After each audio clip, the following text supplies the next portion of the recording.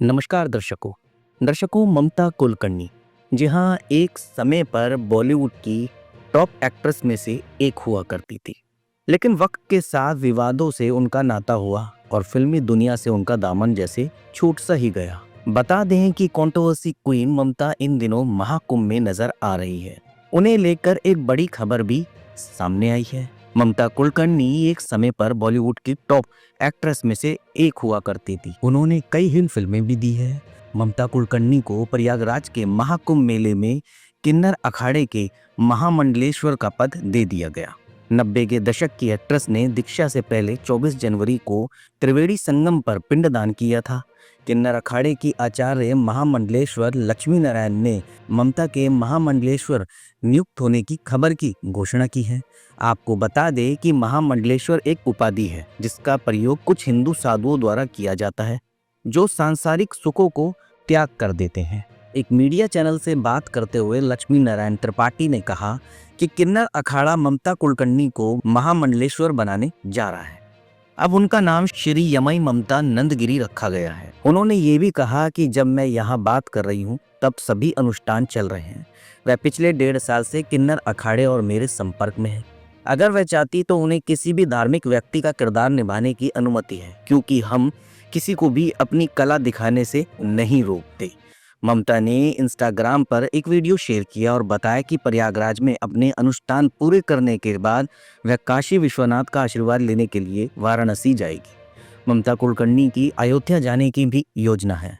ममता कुलकर्णी का विवादों से पुराना नाता रहा है। ममता कुलकर्णी ने 90 के दशक में अपनी एक्टिंग से ज्यादा अपने विवादों में लाइमलाइट लूटी। ममता को लेकर ऐसी खबरें भी सामने आती रही कि उन्होंने अंडरवर्ल्ड डॉन विक्की गोस्वामी से शादी कर ली। इसके बाद ममता भारत छोड़कर केन्या चली गई।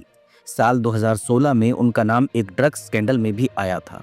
इसके बाद ममता कुलकर्णी सीधे 2024 में मुंबई लौटी और इस घोटाले में अपना नाम साफ किया। ममता सोशल मीडिया पर काफ़ी एक्टिव रहती है और उन्होंने हाल ही में सोशल मीडिया पर घोषणा की कि वह महाकुंभ में सन्यासिनी बन गई है। ममता कुलकर्णी को लेकर इससे पहले भी ये खबरें सामने आई थी कि उन्होंने सन्यास ले लिया है। हालांकि महाकुंभ में उनकी उपस्थिति ने इन सभी खबरों पर मुहर भी लगा दी। अगर बात ममता के काम की करी जाए तो ममता ने 1992 में तिरंगा से डेब्यू किया था, लेकिन उन्हें पहली हिट फिल्म 1993 में सैफ अली खान के साथ आशिक आवारा से मिली। इसके बाद उन्होंने वक्त हमारा है और क्रांतिवीर जैसी फिल्में की। 1994 में उन्हें सलमान खान और शाहरुख खान के साथ करण अर्जुन जैसी हिट फिल्म मिली और उन्होंने संजय दत्त और गोविंदा के साथ भी काम किया।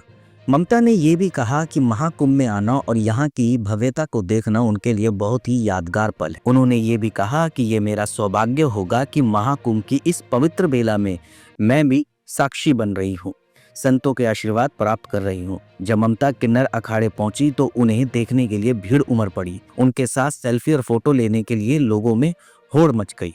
ममता से सवाल पूछे जाने पर उन्होंने एक बात कही कि सब महाकाल और आदि शक्ति की इच्छा शक्ति है। मुझे खुशी है कि मुझे महामंडलेश्वर बनने का मौका मिला।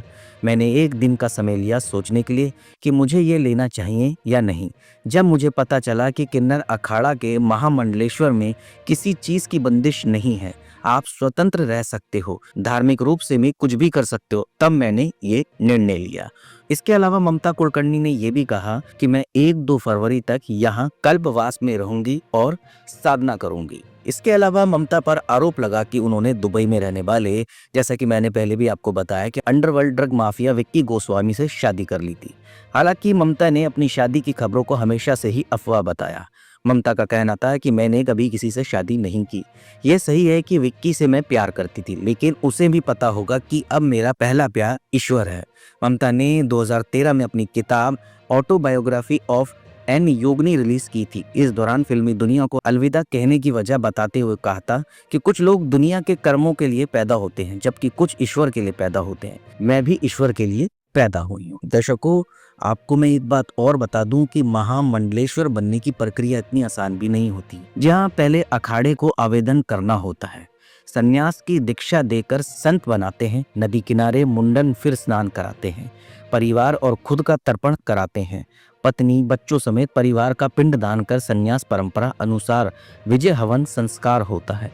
इसके अलावा दीक्षा दी जाती है, गुरु बनाकर चोटी काटते हैं। अखाड़े में दूध, घी, शहद, दही, शक्कर से बने पंचामृत से पट्टाभिषेक होता है। अखाड़े की ओर से चादर भेंट की जाती है। इसके अलावा जिस अखाड़े का महामंडलेश्वर बना है उसमें प्रवेश होता है। साधु संत, आम लोग और अखाड़े के पदाधिकारियों को भोजन करवा कर दक्षिणा दी जाती है। इसके अलावा घर से संबंध खत्म करने होते हैं। संन्यास काल के दौरान जमा धन जनहित के लिए देना होगा। खुद का आश्रम, संस्कृत विद्यालय, ब्राह्मणों को निशुल्क वेद की दीक्षा भी देनी होती है। यूं ही नहीं कोई महामंडलेश्वर की पदवी हासिल करता है, बड़ी सारी परीक्षाओं से गुजरना पड़ता है। तो दर्शकों, कुछ यूं सोचते हुए ममता कुलकर्णी ने संन्यास लिया और महामंडलेश्वर की उपाधि दी।